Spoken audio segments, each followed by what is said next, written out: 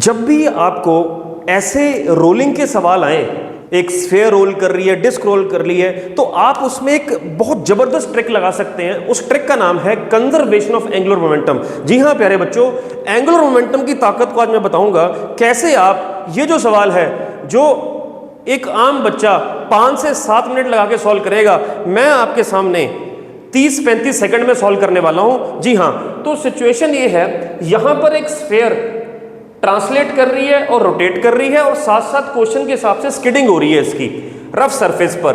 तो अगर इसकी स्किडिंग हो रही है, स्किडिंग इसलिए हो रही है क्योंकि यहां पर बॉटम मोस्ट पॉइंट के पास एक कोई ना कोई नेट वेलोसिटी आ रही है सरफेस के हिसाब से। वो चेक करते हैं क्या वो स्किडिंग आगे की तरफ हो रही है कि पीछे की तरफ हो रही है, राइट।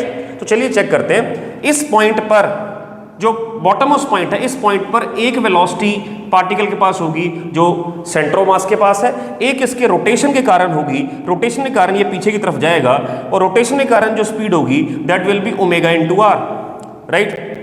तो जो ओमेगा गिवन है वो आपको v0/2r गिवन है। Let us put this, so this comes out to be v0/2। अब आप ध्यान से देखिएगा, बॉटम मोस्ट पॉइंट के पास एक आगे को वेक्टर है, एक पीछे को वेक्टर है, लेकिन v0/2 और v0 से बड़ा वेक्टर ये है। तो जो बॉटम मोस्ट पॉइंट है ग्राउंड के हिसाब से, ग्राउंड के रिलेटिवली आगे की तरफ जा रहा है, that is v0 minus v0/2। ये रिजल्टेंट मैंने निकाल लिया, तो ये आगे की तरफ जा रहा है। अगर बॉटम मोस्ट पॉइंट आगे की तरफ जा रहा है तो ऑब्वियसली ग्राउंड जो फ्रिक्शन देगी उस रिलेटिव मोशन को अपोज करने के लिए पीछे की तरफ देगी, तो ये फ्रिक्शन यहां पर ऐसे पीछे की तरफ एक्ट कर जाएगी। ठीक है जी। अब आगे सुनिए, क्वेश्चन में उसने कहा है कि इस स्फेयर की आप ट्रांसलेशनल वेलोसिटी निकालिए जब वो प्योर रोल करना शुरू कर चुका है। तो आपको पता है कि प्योर रोलिंग में क्या होता है, प्योर रोलिंग में बॉटम मोस्ट पॉइंट की स्पीड ग्राउंड के हिसाब से या वेलोसिटी ग्राउंड के हिसाब से रिलेटिव वेलोसिटी 0 हो जाती है। तो वो यहां पर फ्रिक्शन इसको लगातार अपोज करेगी, तो यहां पर आते आते फ्रिक्शन इसकी नेट वेलोसिटी खत्म कर चुकी होगी।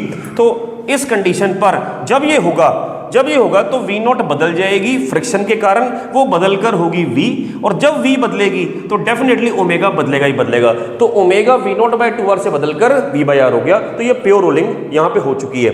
ऐसे क्वेश्चन में मैं ट्रिक जो इस्तेमाल कर रहा हूं, मैं ये कर रहा हूं, मान लीजिए पॉइंट P है, P पॉइंट पर चेक कीजिए कि नेट टॉर्क कितना है। नेट टॉर्क 0 बन रहा है यहां पर, क्यों? फ्रिक्शन का टॉर्क इस पॉइंट के अबाउट 0 आ जाएगा, इसका जो वेट नीचे एक्ट करेगा उसका टॉर्क भी 0 आ जाएगा, जो नॉर्मल है उसका टॉर्क भी 0 आ जाएगा। क्यों? क्योंकि सभी फोर्सेस का लाइन ऑफ एक्शन P से पास कर रहा है, तो नेट टॉर्क 0। अगर नेट टॉर्क 0 है तो एंगुलर मोमेंटम क्या है? कंजर्व्ड। यानी इस सवाल में आप पॉइंट P के अबाउट एंगुलर मोमेंटम कंजर्वेशन लगा सकते हैं। That is L initial is L final.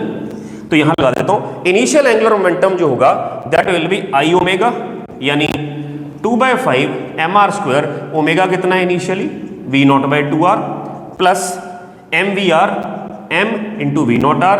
ये भी क्लॉकवाइज घुमाएगा, ये भी इसको क्लॉकवाइज घुमाएगा, पॉइंट की तरफ इसके लाइन ऑफ एक्शन को घुमा दीजिए, तो दोनों प्लस कर दिए मैंने बराबर। राइट में भी ये फिर से क्लॉकवाइज घुमाएगा, ये भी क्लॉकवाइज घुमाएगा, लेकिन अब जो एंगुलर स्पीड है वो बदल चुकी है, that has become v/r plus यहां पे आ गया mvr। तो यहां से आपका सॉल्व करके v बन जाएगा 6v0/7। है ना शानदार ट्रिक? ये सवाल जो 5 मिनट में होना था वो 30 सेकंड में आप सॉल्व कर पाओगे। शुक्रिया।